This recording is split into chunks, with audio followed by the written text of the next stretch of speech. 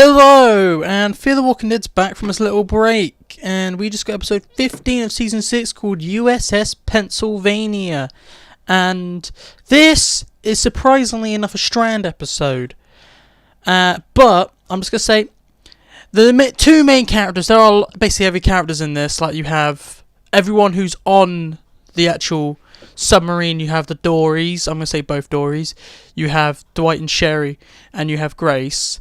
But the two main characters you spend most of the time with, because everyone else kind of like screws off and does their own thing, are Morgan and Victor.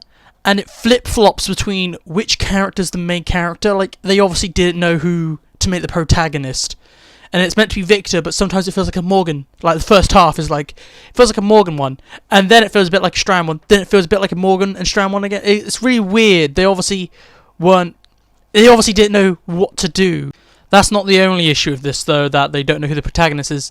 It feels like the pacing normally is really good this season. This episode, I felt like it was breakneck speed, and it was just push, push, push, push, push, speeding along. It was good, but it was very fast-paced. A lot fast-paced than what we're used to at this current time. Like, everything was going by so quickly, and everything happens so quickly in this episode. Like, you couldn't take a breath because something new was happening each time. It's a bit annoying that you just couldn't relax. It was just very intense, is what I'm saying this episode is. Now that we've talked about that, let's talk about what happens in this episode. So basically, the plot of this episode is that Morgan and his group will go down into the submarine and they have to find Teddy and stop him from launching the nukes. That's the entire plot. It's an okay plot. We knew this was going to happen at some point. And it works, it's just, as I discussed, it's very fast-paced. I also like, because the whole episode's inside the submarine, things are always very tight and dark, and it's a bit claustrophobic, which I quite like.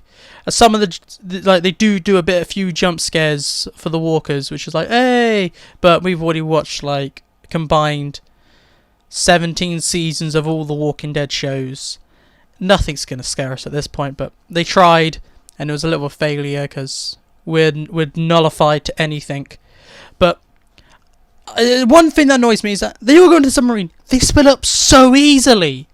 Like, I understand why Morgan disappears, but Dwight and Sherry, they just kind of walk off by themselves.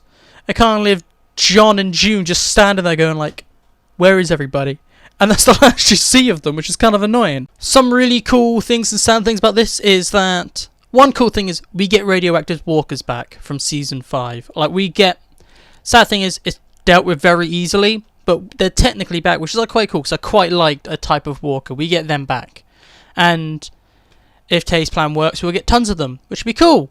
But sad thing is they have to always hurt Mr. Stick. Like, come on! Like, season 5 wasn't enough to torture Mr. Stick. The start of season 6, they hurt Mr. Stick again. And I'm so annoyed that they keep hurting Mr. Stick. It's like, we can't hurt Morgan, but we're gonna hurt Mr. Stick. It's so annoying, Mr. Stick. Poor Mr. Stick. He's been through so much. Now let's talk about the ending, because the ending was a big thing on the reviews, saying it's like The Walking Dead 6th season finale. And it is, but it's very different at the same time, because the 6th season finale ends with a big, like, cliffhanger death. This kind of doesn't, but it ends with a big, like, cliffhanger. And I was like, oh, they did that. And then, like, I went away for a bit, and then I realized, like, oh, well, if they get out scot-free next episode, the writing's terrible, basically. So the writers, I feel like they put themselves in a corner, and they have to do something really big next episode. Because if this is all just fixed magically, they're terrible writers, and they've ruined the show, in my opinion. With this cliffhanger ending, it definitely works, because it wants you to watch episode 16 straight away, but you have to wait a while to watch the next one, which is annoying, but that's the point of a cliffhanger ending. So let's move on to the overall one-word review. Okay, if I had to give this one word, I wouldn't say it's a nukes banger, I wouldn't say it's just good, I would say maybe it's just a good time. It's a good episode, it's got some flaws, it's very fast-paced, but it's fun to watch, is what I'm saying, a good time. But that's what I think. What do you think about the episode? Please tell me. Talk to you later.